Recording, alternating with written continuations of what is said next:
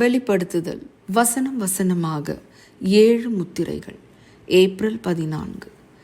7 மடங்கு துதி.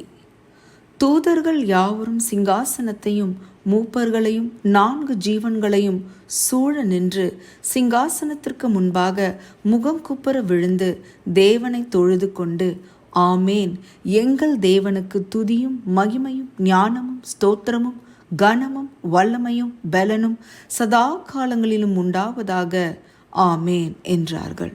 வெளிப்படுத்துதல் 7 வசனங்கள் 11 மற்றும் 12. இறை வாழ்த்து என்பது இறைவனை போற்றி பாடுகிற குறும்பாடல். கிறிஸ்தவ தொழுகையில் ஆராதனையின் குறிப்பிட்ட பகுதிகளில் இறை வாழ்த்து சேர்க்கப்படுகிறது. சில சபைகளில் ஆராதனையில் பழைய 100வது பாடலை பாடுவார்கள்.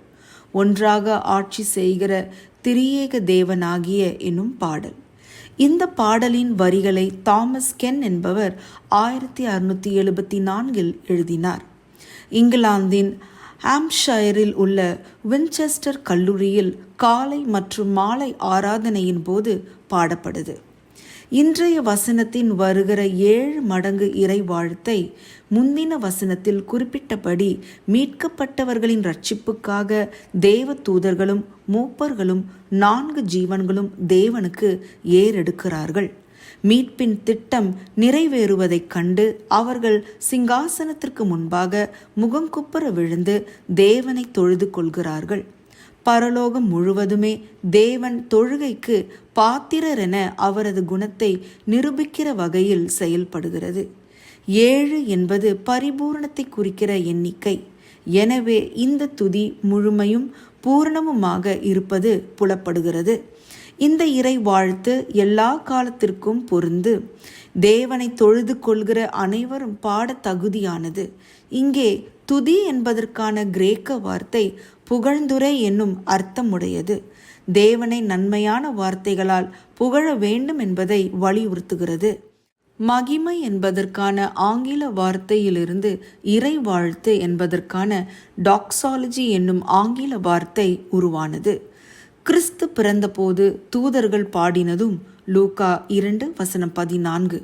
மறுரூப மலையில் இயேசுவை பற்றி அவர் முகம் சூரியனைப் போல பிரகாசித்தது, அவர் வஸ்திரம் வெளிச்சத்தைப் போல வெண்மையாயிற்று என்று சொல்லப்படுவதும் மத்தேயு 17 வசனம் 2 இதில் பொருந்தும். இயேசுவின் குழந்தை பருவம் முதல் அவர் பெரியவரான வரையிலும் அவரது வளர்ச்சியை குறிப்பிட ஞானம் என்னும் வார்த்தை வருகிறது. லூக்கா 2 வசனம் 52.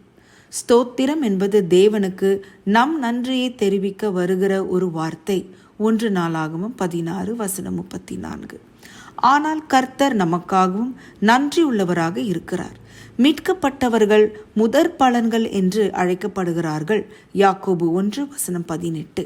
இது நன்றி உணர்வுடன் கொடுக்கப்பட்ட காணிக்கையாகும். கர்த்தர் கனத்திற்கும் வல்லமைக்கும் பலத்திற்கும் தகுதியானவர் என்று வெளிப்படுத்துதல் மீண்டும் மீண்டும் சொல்கிறது. அதிகாரம் 4 வசனம் 9 மற்றும் 11, அதிகாரம் 5 வசனம் 12 மற்றும் 13, அதிகாரம் 7 வசனம் 12, அதிகாரம் 19 வசனம் 1.